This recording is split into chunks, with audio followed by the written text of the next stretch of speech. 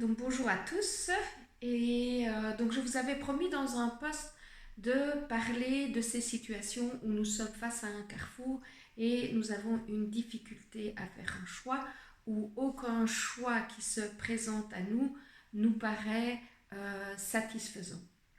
Alors soit ça vient de notre vie là maintenant et il me manque des informations pour prendre cette route-là ou prendre cette route-là, soit nous sommes confrontés à ce qu'on peut appeler une double contrainte où dans nos arbres généalogiques, nous sommes victimes d'injonctions différentes du côté de la branche maternelle ou du côté de la branche paternelle.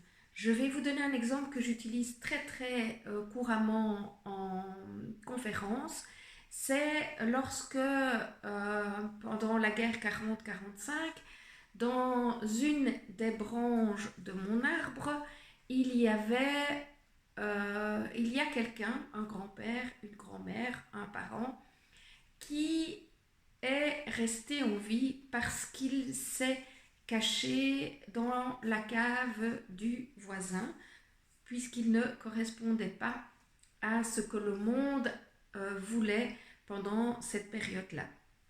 Donc s'il a été sauvé parce qu'il est resté là et qu'il s'est caché, je vais avoir cette injonction inconsciente de pour sauver ma peau, il vaut mieux que je reste là où je suis et que je me cache.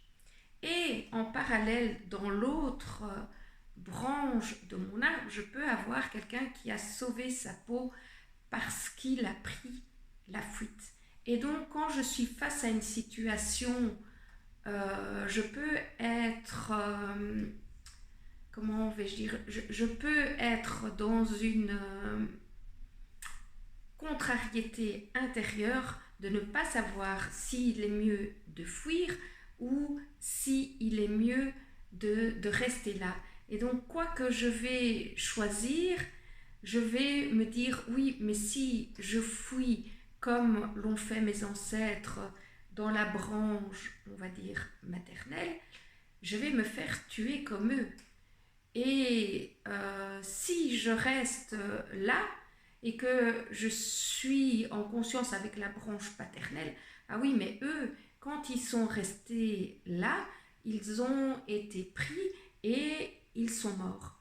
Donc je vais devoir remettre les événements qui se sont passés dans une branche et dans l'autre branche. Je vais devoir regarder les faits pour pouvoir me libérer des injonctions différentes qui étaient une vérité d'un côté à une époque, une autre vérité de l'autre côté à la même époque, mais vivant dans une autre époque et n'étant plus dans le même contexte, je peux me réapproprier une liberté de choix.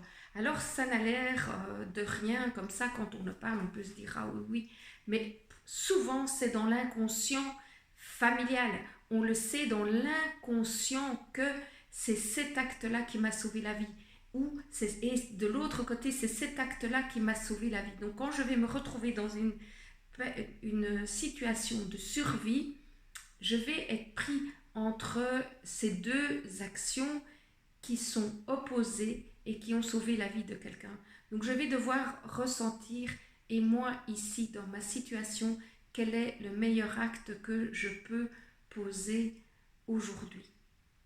Voilà, ça c'est une piste de regarder, est-ce que dans mon arbre familial, par rapport au choix que moi je dois faire aujourd'hui, d'autres ancêtres ont dû faire dans d'autres contextes un choix similaire, et dans les branches de mon arbre, est-ce qu'ils ont pris des actions opposées pour un résultat similaire qui aujourd'hui fait que je suis dans la confusion.